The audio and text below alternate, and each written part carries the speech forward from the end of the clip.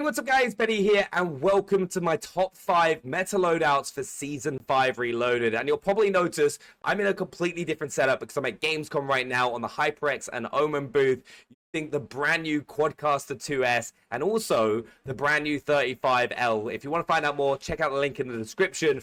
But let's hop straight into the top 5 loadouts because honestly, there has been a ton of changes, and the STG and the static both received nerfs. However, they are still the two best weapons in the entire game. So if you're wanting to dominate ranked or get the most amount of kills, these are still the two you want to use.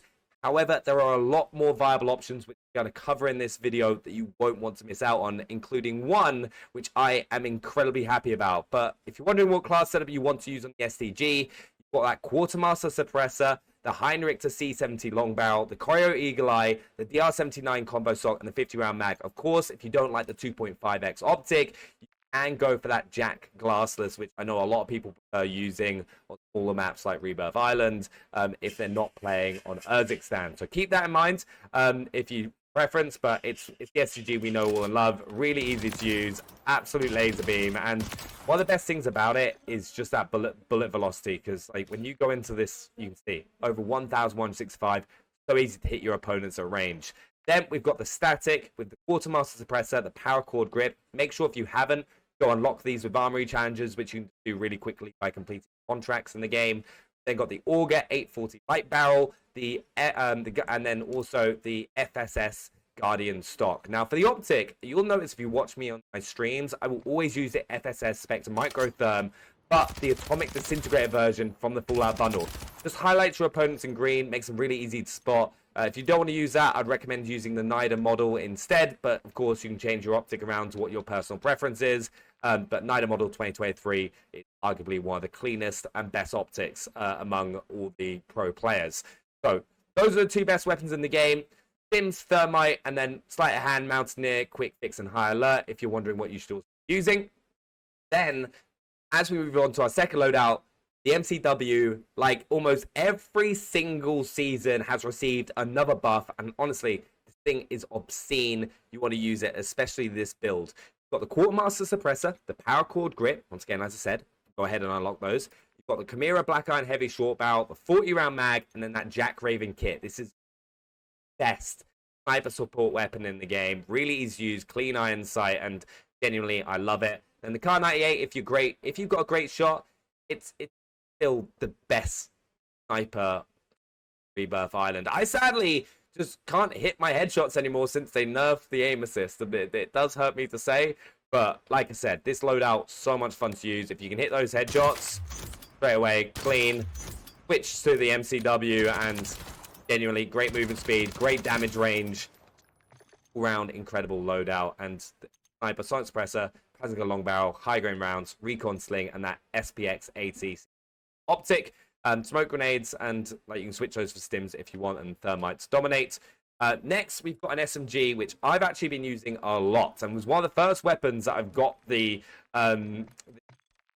Prestige Camera Mercury on, because it's got such a fast time to kill, high fire rate, and really gives you such a big margin for error because of that. Quartermaster Suppressor, Martyr's Heavy Barrel, Paracord Grip, 48 round mag, and then Jack glassless. You do need that, and like I said, it's got almost no recoil as well. People just see because it's got high fire rate, they're like, oh, it's hard to use. Like, you're not going to be as accurate as like a WSP9 or anything, but close range, if you're hip firing, red, Rebirth Island all over. Then with that, we got the TAC Eradicator. Now this was actually left untouched in the Reloaded update, but that's why it's so good. The SCG has been brought down. TAC Eradicator was pushing it at the start of Season 5. Now it's arguably up there, especially on Urzikstan. Quartermaster Suppressor, Bruin Heavy Support Grip, Conqueror 70 Long Barrel, the TAC Vet Core Stock, and the FSS Combat Grip. And like I said, big thing with this, bullet velocity over nearly 1,100, so almost the same as the STG, but larger mag side and that clean iron side just makes it really easy and fun to use. So give it a go if you haven't already and you've just been sticking with the STG. Be your new favorite long range weapon. Then we've got one that is a personal favorite of mine, the SVA 545. Yes, it's less forgiving than some of the other assault rifles we've seen in this video, but switch it to single shot and it shreds your opponents.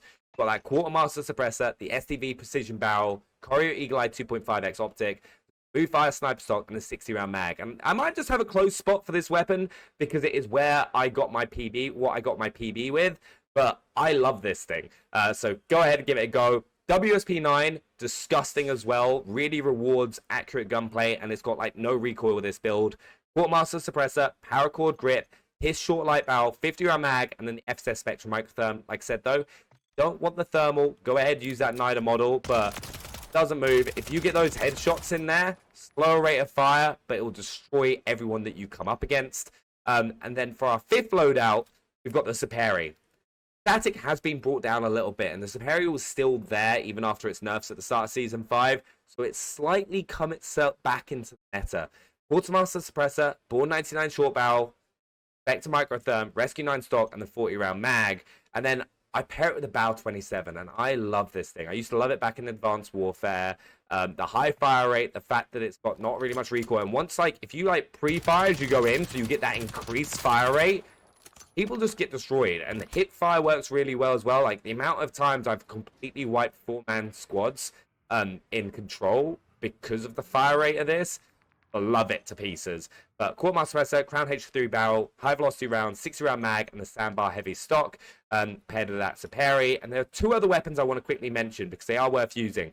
The MTZ 556, incredibly underrated. Quartermaster Suppressor, Bruin heavy support, MTZ clinch barrel, broader stock, and a 50-round drum. And honestly, I'll just quickly show it to you before I show you the pulley mod.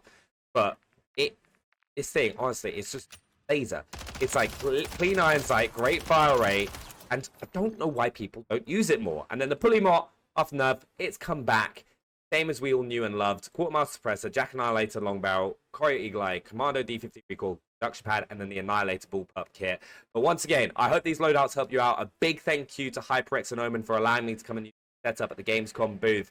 Go check out the brand new 35L and also Podcaster 2S right here. Link in the description. Subscribe if you're new. Also, before I go, I thought it'd be really cool to quickly show you the setup that I was recording on the Gamescom booth, which is pretty insane. We got the brand new 35Ls. These things are insane. We've obviously got the mod setups. We've got the brand new Quadcaster 2S right here, which is the microphone, which somehow managed to make that video audible. But the really cool thing is, if I quickly run out here and show you, you can actually see that it is almost like a custom life-size 35L. But yeah, hope the loadouts helped you, and yeah, I'll see you next time. Bye!